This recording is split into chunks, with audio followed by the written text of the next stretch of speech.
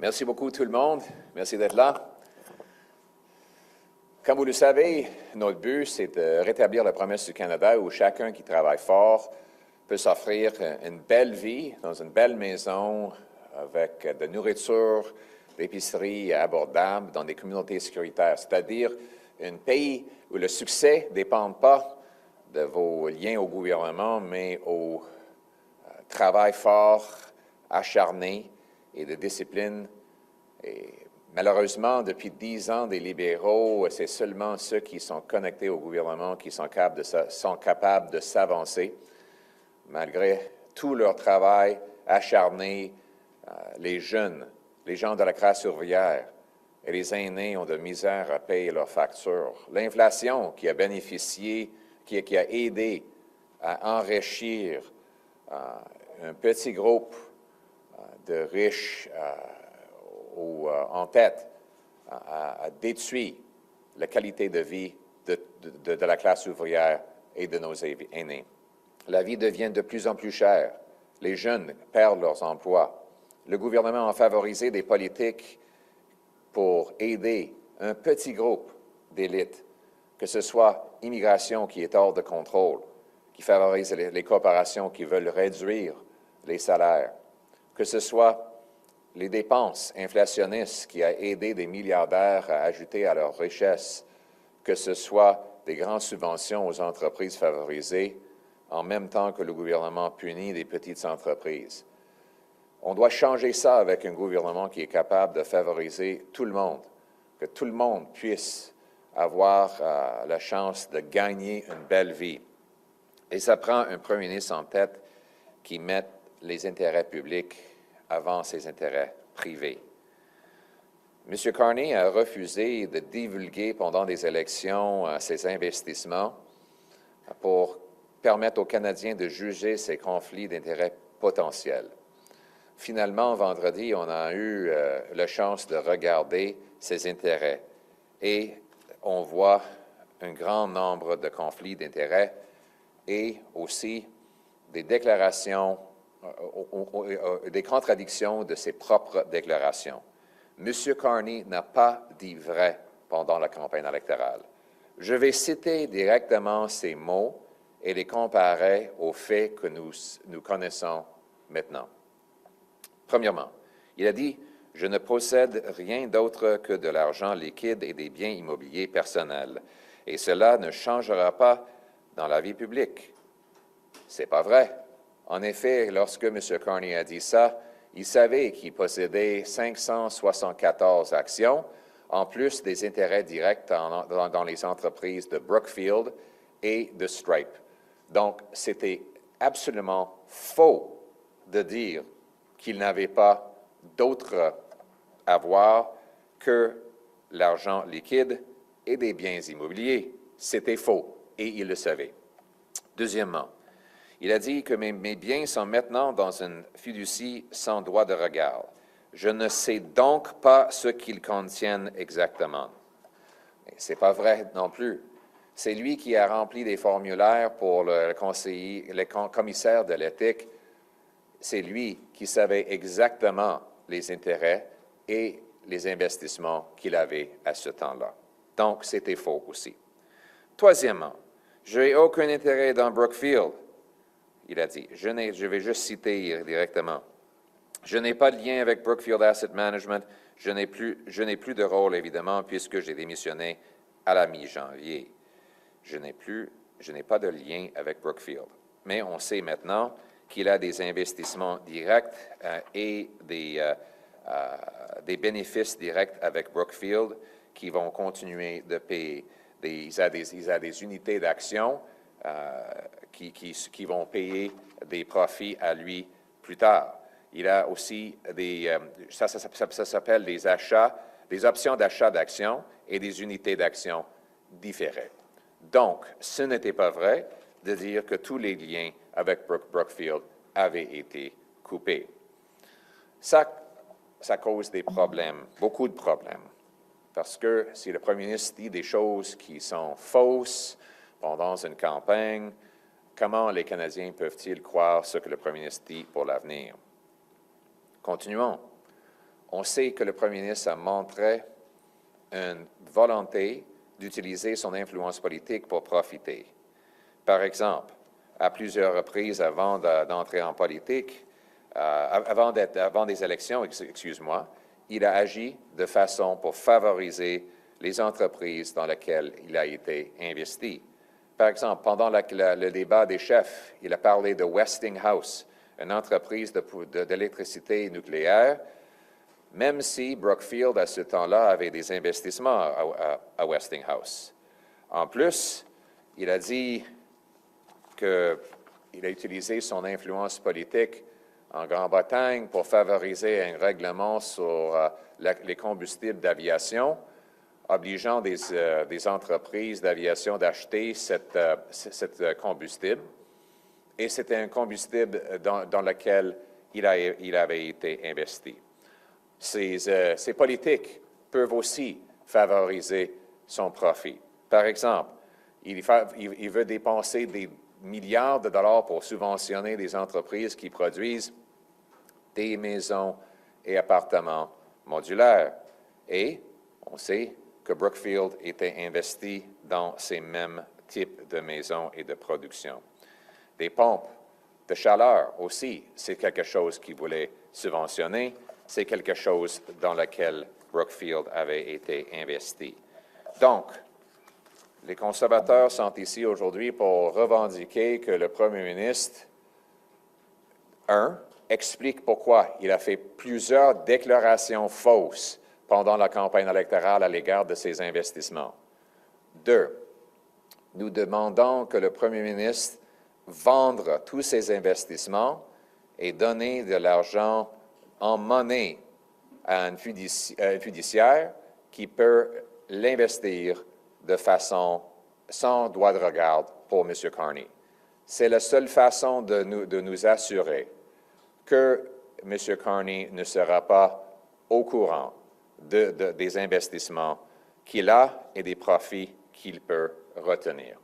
C'est ça le but qu'on devrait poursuivre et c'est ça que les conservateurs vont pousser. Nous revendiquons aussi un changement à la loi de l'éthique et des conflits d'intérêts pour nous assurer que l'avenir, qu'un premier ministre ou une ministre doivent vendre ses investissements et mettre l'argent en monnaie dans une fiducie sans droit de regard, sans la capacité de profiter de ses décisions. C'est comme ça qu'on va rétablir l'imputabilité qui était l'esprit de la loi sur la responsabilité adoptée par le gouvernement Harper. Nous voulons un gouvernement qui travaille fort pour les Canadiens, pour tout le monde, pour tous les Canadiens et pour favoriser l'imputabilité de nos politiciens et tous ceux et celles qui travaillent dans le gouvernement. Merci beaucoup. Thank you very much, everyone. It is good to be here today, once again reiterating that our purpose as Conservatives is to restore the promise of Canada that anyone who works hard can get a good, affordable life in a nice house on a safe street, that your success is determined by your hard work, not by government favoritism, that this is a meritocracy, not an aristocracy, where the government works for the working class, for the seniors, and for everyday people who build this country every single day. And that can only happen if the Prime Minister is focused on the public interest rather than on private interests. On Friday, we finally got a look at the Prime Minister's many financial interests that he kept carefully hidden throughout the election and about which he told numerous falsehoods during that same campaign. And so these are what the revelations tell us. One, that Mr. Carney was not upfront or honest with Canadians during the election. He made numerous false statements he would have known were false when he made them. Two, there is a cornucopia of conflicts of interest in these investments, like we have never seen before from a Canadian Prime Minister. Let me go through and document all of these claims one by one. First of all, during the election campaign, Mr. Carney said, and I quote, "I own nothing but cash and personal real estate, and that's not going to change in public life." Well, it turns out, while he said that, he knowingly owned $574 stocks and deferred profits and stock options in Brookfield and other companies. So it was patently and now provably false for him to say he owned nothing but cash and real estate. 2, my assets are now in a blind trust, so I don't know what exactly is in there. That too is false. He must have known what was in that blind trust because he was the one that filled out the paperwork for the Ethics Commissioner to report those holdings. So he knew exactly what was in his blind trust, and he just did not want Canadians to know before they went to the polls. Finally, he said, and I quote, "I do not have a connection with Brookfield Asset Management." Well, it turns out that he has continuing stock options and deferred share units in Brookfield Asset Management. And these options cannot be sold, or at least not easily, and we have no reason to believe they have been. So when he said that he had no connection to Brookfield, he was stating a patent falsehood. Now, why should we care? Why should Canadians care about this? Well, Mr. Carney has shown in the past his willingness to use his political connections in order to profit himself. For example, he said, let me see here, he gave public endorsement of Westinghouse in the leaders' debate. Westinghouse is a nuclear energy company which Brookfield is invested in. He has announced he's going to spend billions of dollars on modular homes. Brookfield is invested in modular homes. He says he wants to subsidize heat pumps. Brookfield is invested in heat pumps. He says that jet fuel, in the past he has said that he helped influence regulatory changes forcing aviation companies to buy certain kinds of jet fuel that one of his companies was invested in, so that air passengers have to pay more for their airline ticket to subsidize this specialty jet fuel that profits a company in which Mr. Carney had a financial interest. And the list of potential conflicts goes on and on. How can he possibly be involved in developing a budget when all the tax policies could impact on his investments directly or indirectly? How could he address things like competition policy when his companies might be impacted? Then there's, for example, the digital services tax. The digital services tax is paid by some of the companies that he is invested in, and therefore he has a potential or perceived conflict of interest in that as well. So Conservatives are calling for 2 things today. 1, we call on the Prime Minister to come before you and explain the contradiction. How is it that he was telling Canadians that he only had real estate and cash when he knowingly had stock options, and other deferred benefits? How is it that he claimed he didn't know it was in his blind trust when we now learn that he knew exactly what was in that trust? And how is it that he said that he had no financial interest in Brookfield when he knew exactly that he had stock options and deferred share units? Finally, so we want him to explain why he told Canadians the opposite of the truth during the election campaign. Second, we're calling on the Prime Minister to sell his investments, turn them into cash, hand them to a trustee who can invest them in a way that is completely blind to him, so that he does not have any knowledge of what he owns. That is the spirit of a blind trust. A blind trust is meant to be something that the owner does not know anything about. That's what it means to be blind of the assets. But right now, Mr. Carney is clearly not blind of what he holds, because even we know what he holds due to this disclosure. And this will put him in an impossible position where he will be conflicted at every turn. So either he will have to get up 3 or 4 times every cabinet meeting to avoid stumbling over the 100+ potential conflicts that the Ethics Commissioner has identified, or he will act in the cabinet to potentially favor his own interests. Neither of those possibilities is acceptable. And so, again, we call for him to explain the falsehoods, sell his holdings, end the conflicts, work for Canadians. We need a Prime Minister whose only purpose is serving the Canadian people, to reverse the massive damage Liberals have done, to reverse the out-of-control immigration, inflation, crime, debt, and our spiraling economy.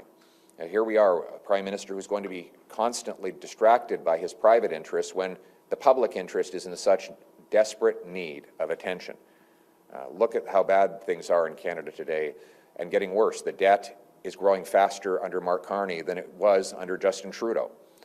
Mr. Carney is spending more in his first budget bill, for his first financial bill, spending more than Justin Trudeau was spending. The deficit looks like it could be even bigger under Carney than it was under Trudeau. We have rising unemployment, a crisis of jobs for our young people. Housing is still unaffordable, and Mr. Carney has so far kept the unsustainable immigration numbers that Justin Trudeau left behind, numbers that are overwhelming housing, health care, and jobs, that are dividing our country and breaking up any notion of integration. We need a Prime Minister who's fully focused on undoing the damage that the Liberals have done, not continuing that damage and focusing on his private interests. Conservatives stand ready to help. We will propose amendments to the ethics law that will make these changes that I have just called for, make them law rather than just good practice. We want this to be once again a country where the leaders work for the people, where hard work pays off, where government is on the side of everyday people who work hard, pay their taxes, and play by the rules. Thank you very much. Thank you. We'll now take questions from the floor. Hi, Mr. Poilievre. Simon Tuck from National Post. Hi, Simon. You've had some time since the election to contemplate and think things over. Any plans to do things differently, either in terms of your team or your approach, anything like that? Yeah, look, every election comes with lessons. We want to continue to work hard to reach out to people. We want people to know that, our mission remains the same. Our mission is to give people back control of their lives, to make this a country where anyone who works hard gets a good life, and that, homes are affordable, our streets are safe, immigration works for Canada first. Those are going to be the things we focus on. At the same time, we have to ask how we can reach more people with that message. We know now, we ended up getting a tremendous result, 41% of the vote, an extra 2.5 million votes, but 41% might not be enough in the future. And so we have to ask, how can we expand even beyond that number and reach even more Canadians with our message? We need to present ourselves as a government of waiting. Yes, we'll do a great job of prosecuting as official opposition, but we also need to present ourselves as a government in waiting so that when the time comes, Canadians can feel confident in choosing us to lead the country forward. Thank you. Hello, Mr. Poilievre. Stephanie Levitz, the Globe and Mail. Nice to see you. Your party voted in favor of Bill C-5, and as I think you know, Mr. Carney has a meeting this week with First Nations leadership to go over their concerns with the bill. I wonder if you could articulate why you see the legislation as being respectful of Indigenous rights. You voted for it. And what, if anything, you think Mr. Carney ought to be doing to forestall, excuse me, the potential for protests or court challenges as this bill begins to be implemented? Thank you very much, Stephanie. Let me first say that C-5's far from a solution. It's better than nothing, but not by much. The logic, there's a very big flawed logic in the approach the Liberals are taking. First of all, they've put in terrible laws that block development. C-69, the anti-development law, C-48, the ban on offshore shipping, the emissions cap, the industrial carbon tax. And then they've acknowledged that those laws are terrible, so they've passed another law to go around those terrible laws for select projects. This may allow some projects to go ahead. Some is better than none, and that's why we agreed to vote for it. We wanted the possibility that something, anything, could get built in this country, which is not possible under the bad laws the Liberals put in place to begin with. So I don't want anybody to think for a second that we think C-5 is a solution. The real solution is to get rid of C-69, C-48, the emissions cap, the industrial carbon tax, and many more of these other terrible Liberal policies. Then and only then will the hundreds or even thousands of projects that need to go ahead have a free market in which to do so. Now here we are in this strange situation where the Prime Minister has to select these projects to go ahead. Obviously, the best way forward is to win First Nations buy-in. And what I would say is the best way to do that is to ensure that First Peoples benefit from the projects. We had a policy during the election campaign, which I continue to support, which allow businesses to divert a share of their federal corporate tax to the local First Nations on whose lands the projects go ahead. This would be own source revenue for First Nations to build schools, hospitals, clean drinking water systems, job training, you name it. And they wouldn't have to go back to Ottawa to ask for money from federal bureaucrats. It would come directly to them. So I think that is one example of how we can make these projects beneficial to First Peoples, and they want to participate. If you talk to many of the First Nations people across the country, they desperately want to prosper from our incredible resources, and we should work with them to do it. I also think the Prime Minister should set up shovel-ready zones in consultation with First Nations governments that have pre-permits so that projects can go ahead and that First Nations people can be part of them from the very start. I think our First Nations people can be the richest in the entire world. That should be our goal. And only with good policy and hard work can that happen. Thank you.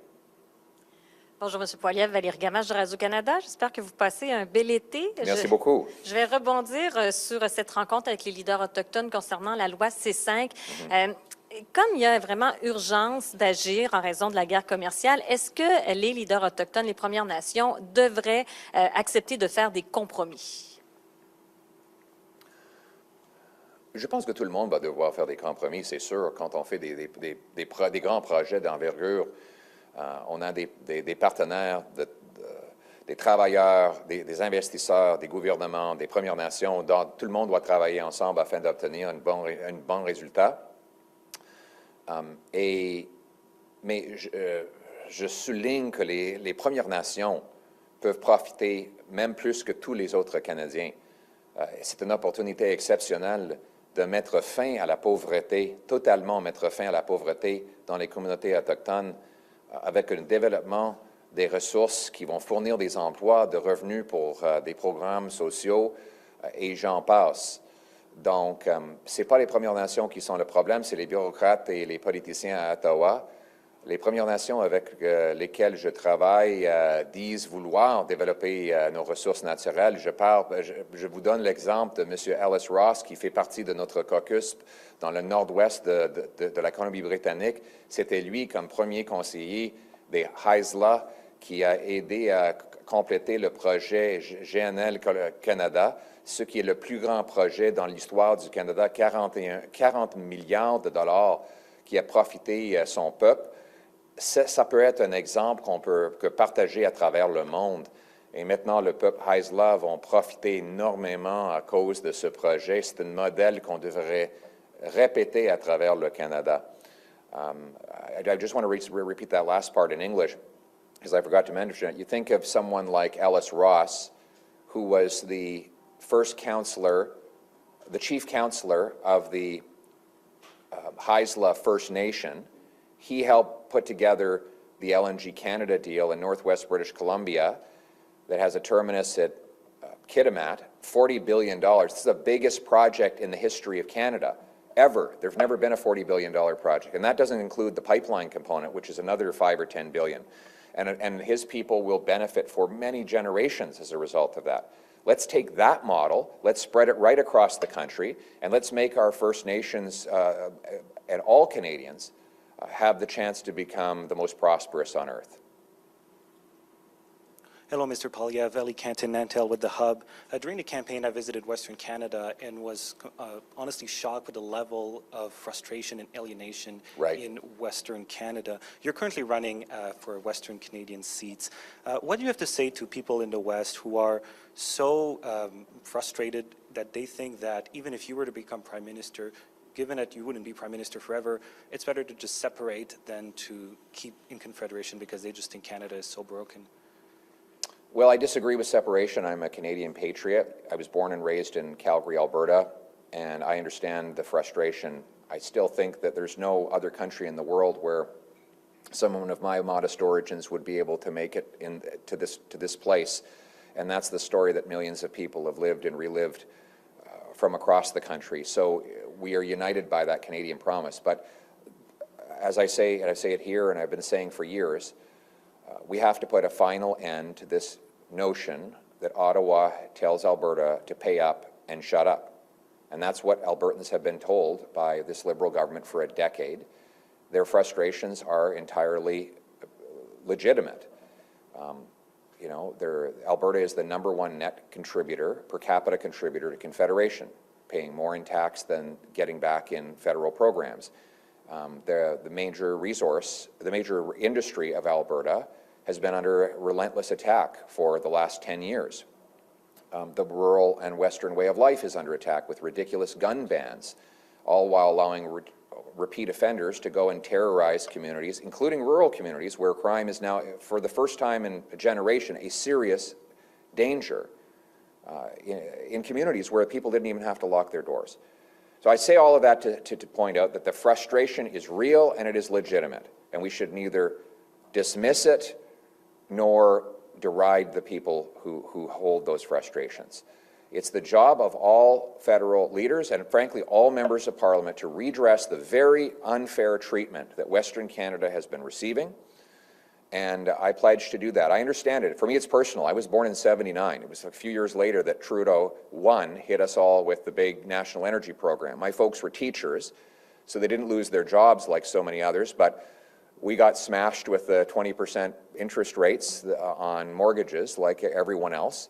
And I grew up understanding that the federal government had viciously attacked the Alberta economy. And so one of the reasons I got into politics was to bring fairness to my province and to my region.